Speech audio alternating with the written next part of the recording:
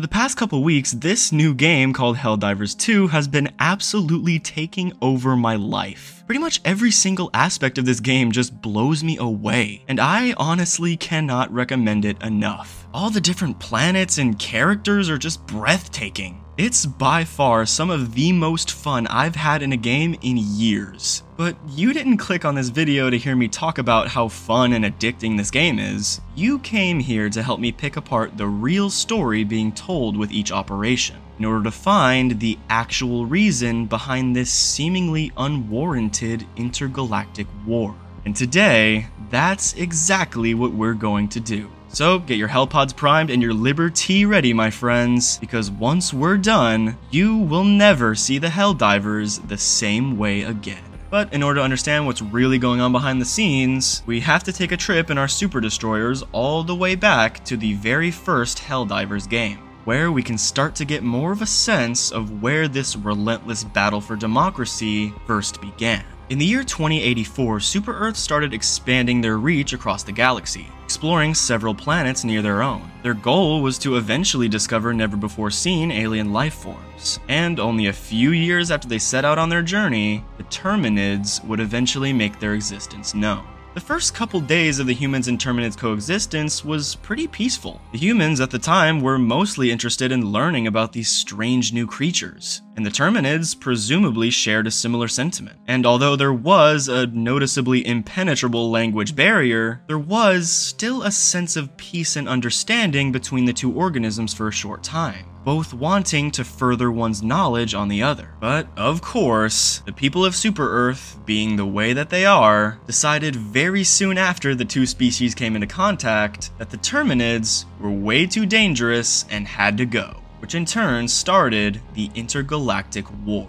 Now, before we get too far into this, first we need to understand something pretty important about Super Earth as a society. The government of the entire planet essentially controls every single aspect of every citizen's life. All their houses, cars, and even outfits are exactly the same, them all following very similar lifestyles. And it seems that most people are surprisingly happy with this arrangement, even going as far as to arrest, kill, or deport those who don't conform far away to different planets, forever isolated from Super Earth's quote-unquote perfect civilization, often forcing innocent people to just fend for themselves on barren wastelands with no supplies. Some of them would just simply starve to death, with no hope of finding even the smallest bit of food. But the surprising part about this is that somehow, some of them carried on, waiting until the day that someone would eventually find them. I bring this up now because this actually has a lot of significance when you factor in the now occurring war. With Helldivers being sent to different planets to handle the Terminids and even more being sent for general exploration, this gives a lot of opportunity for the once cast out and forgotten humans to reach back out and get revenge on the ones that got them trapped. But they wouldn't kill them, no.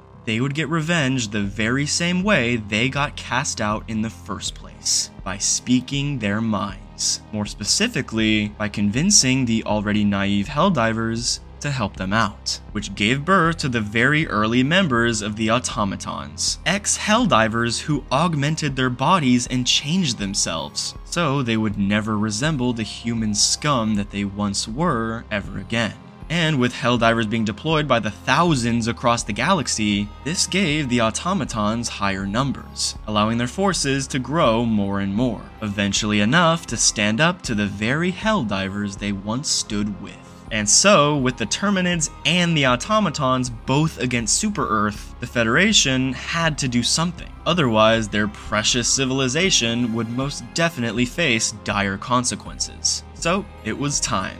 They cranked their numbers into high gear, recruiting tons of new people, sending them through quick training sessions on Mars, and then just thrusting them headfirst into battle. And during the long and grueling fight, a third species was eventually discovered, called the Illuminids. This species actually wasn't much of a threat compared to the two they were already fighting. They seemed to be somewhat kind and intelligent, even offering a peace treaty to the Federation. But Super Earth wasn't taking any of that noise and decided to kill them and take their technology instead, resulting in them surprisingly winning the war against the three factions, pushing them back to their own respective corners of the galaxy. and in the process, discovering something on the Terminid planets very similar to that of fuel, resulting in the people of Super-Earth imprisoning and enslaving seemingly innocent Terminids in order to harvest them for their natural oils. And for a while after the war, things were somewhat peaceful again. The humans had used the stolen Illuminid technology to develop highly advanced stratagems that would surely aid them in any future war.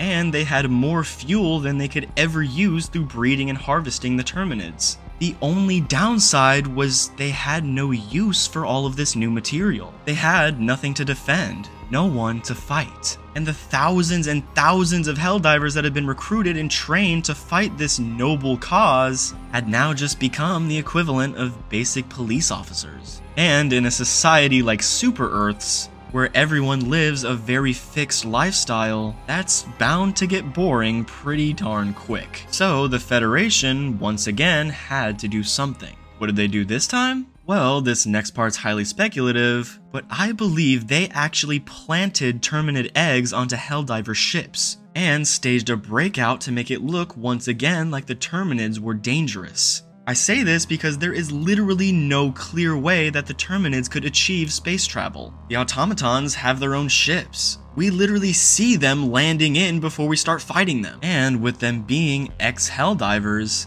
it would make sense why they would eventually be able to travel to different planets. But not the Terminids. They're bugs. Their nests are completely different from the automaton outposts that we see. The only instance of an actual building type structure on their planets at all are abandoned Helldiver outposts. So it's clear that they do not have the same level of intelligence that we have. So the only way I can think of that they'd be able to get to other planets is through the humans planting their eggs onto Helldiver ships, causing them to hatch onto unsuspecting soldiers, and in turn giving them an excuse to call them dangerous and kill them again, which I'm sure caused the automatons to join the fight once again upon seeing the news, starting yet another intergalactic war that we the players are right in the middle of today. And we're seeing the same thing happen again. People between the ages of 18 and 20 being force-fed propaganda in order to get them to basically sign their own death warrant and join the Helldivers,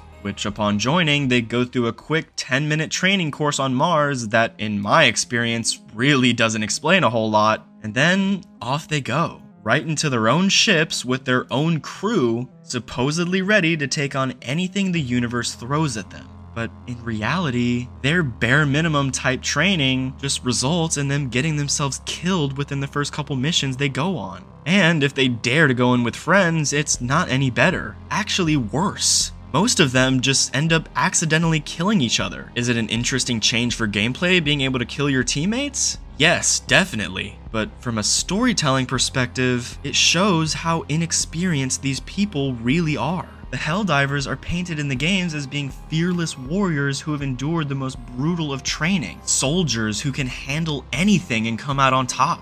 But what the depressing truth actually is that most, if not all, of these Helldivers are practically still kids, no older than some of you probably watching this video right now. If I was asked to pick up a gun I'd never seen before and start shooting an army of big mutant scary bugs, I would die after my very first encounter. And with more and more people joining the Helldivers every single day, that's sadly going to be the fate of millions and millions of people. And the Federation knows this. They've always known this. But as long as it's in the name of democracy, they don't care how many Helldivers they lose. They'll just keep knowingly sending more and more people into their early graves. And if y'all want to survive past 20, do not join the Helldivers. But with all that being said, I still can't wait to play the game again. But anyway guys, let me know what you think in the comments below. And if you liked today's video and want more from the channel, feel free to subscribe and hit the bell. Alright guys, that's gonna be it from me. I love every single one of you with all my heart. Thank you so much for watching, and I'll see you next time.